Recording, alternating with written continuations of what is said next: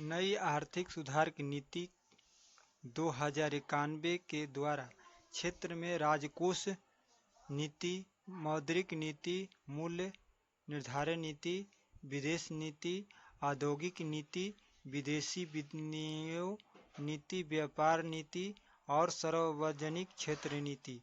राजनीतिक 1991 के तहत मुख्य 4 कदम उठाए गए हैं। सार्वजनिक व्यय सख्ती नियंत्रण करना, कार एवं भिन्न करना, कर एवं भिन्न राजस्व का बढ़ाना, केंद्र तथा सरकार पर राजकीय अनुदान लागू करना, अनुदान राशि में कटौती करना।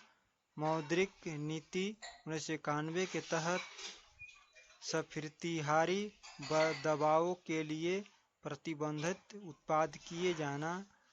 औद्योगिक नीति 1991 को इसी आधारित नीति को 18 उद्योगों को सूचित छोड़कर अन्य सभी उद्योगों के लिए लाइसेंस हटा दिए गए हैं। ARTP को निर्दिष्ट को आयोजित किया जाएगा। सार्वजनिक क्षेत्रों में लिए आरक्षित क्षेत्र का अनुदान दी गई।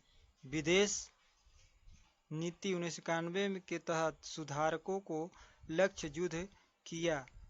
बहुत से उपयोग को 91% विदेशी हिस्सों पूंजी के स्वामित्व की सीमा तक उपलब्ध विदेशी विनिमय की स्वीकृति कर दी गई। निर्यात में लगी विदेशी व्यापार कमी को 91% हिस्सा पूंजी लगाने की अनुमति होगी।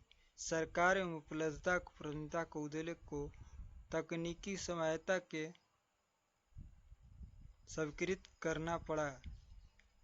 सरकार नीति 1991 के तहत अर्थव्यवस्था के अंतर्राष्ट्रीय एग्रीकल्चर प्रोडक्शन करने की उद्योग को प्राप्त सार्वजनिक एवं अधिवेशन संरक्षण धीरे धीरे संकल्प कर दिया जाएगा।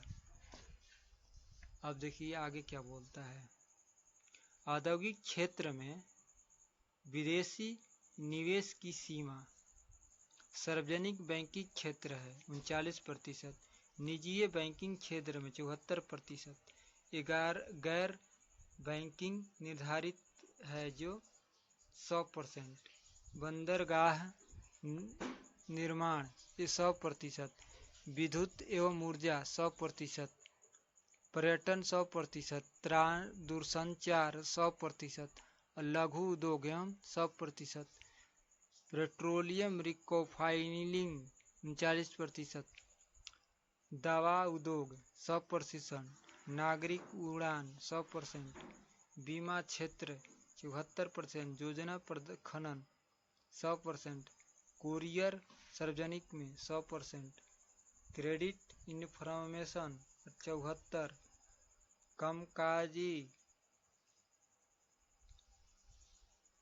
Single brand retailer 100%, power acquisition 40%, stock exchange